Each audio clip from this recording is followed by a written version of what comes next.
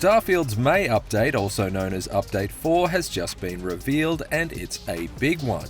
Updated maps, new vehicles, new graphics modes for the Xbox Series X version, and more are all coming soon, but at a staggered release. Here's what you can expect for Starfield's biggest changes in the May update, and when you can expect them.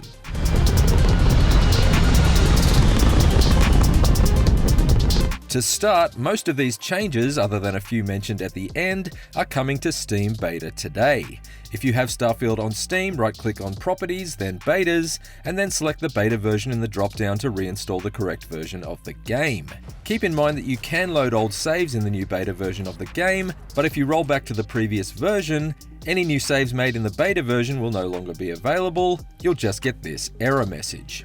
The update will drop for the rest of Starfield's versions later this month on May 15th. Much was said about the surface maps in Starfield, and not all of it was very nice. The new update brings utility and detail to Starfield's maps, which is an understated way to say that they've been completely redone, including topographical terrain. Shopkeepers and important points in cities will also get their own markers and become new points of fast travel, making city exploration much easier. A ton of gameplay options are being added to customize your experience down to very fine details. Examples include tweaking your carrying capacity, the amount of credits vendors have on hand, please, take a look, and different factors of difficulty. Space combat and ground combat can be changed independently, for instance. Extreme difficulty options are also being added. Survival features like the effects of food, hazards, and what sleep does for your status can be toggled on or off. And further menu tweaks are also coming to the barter and container menus to make them easier to navigate. These seem like small things, but all put together they can completely redesign the game to something more to your liking. You'll even see in real time how they affect your XP gains or losses, which is a very nice touch. While exterior ship customization was super detailed from the get-go, ship interiors will now be much more customizable in Decorate mode. Empty unfurnished HAB models will also be available in ship creation, so you can start from a blank slate rather than bolting on as you go. Basically, any interior decorating that was available in your outpost is now usable in your ship. Without getting into too much detail, Starfield's experience really changes after you finish the story and enter New Game Plus. As is fitting with the story, you can now re-customize your character's traits and appearance every time you start a New Game Plus.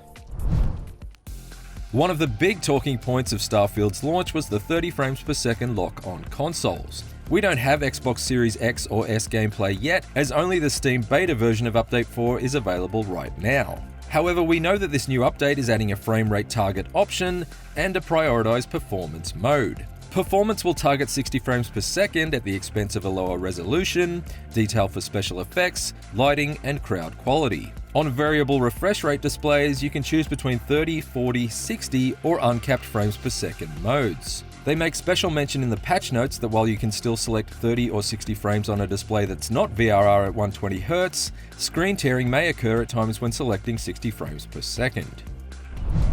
It may be blasphemy to some, but you're no longer locked into the Bethesda dialogue zoom-in camera when speaking to NPCs. Now that was some fine work under pressure. You can keep the camera zoomed out in your normal gameplay look while having conversations. Less intense maybe, but also less distracting. Some act like they have it all figured out, and I admit I am guilty of that myself from time to time. Don't get it twisted though, while dialogue may now look more like Fallout 4, your character still won't talk, it's just a camera change. Exploration is my entire life. I consider it both a career and recreation. These next changes aren't coming with this update, but they did mention that they're working on them.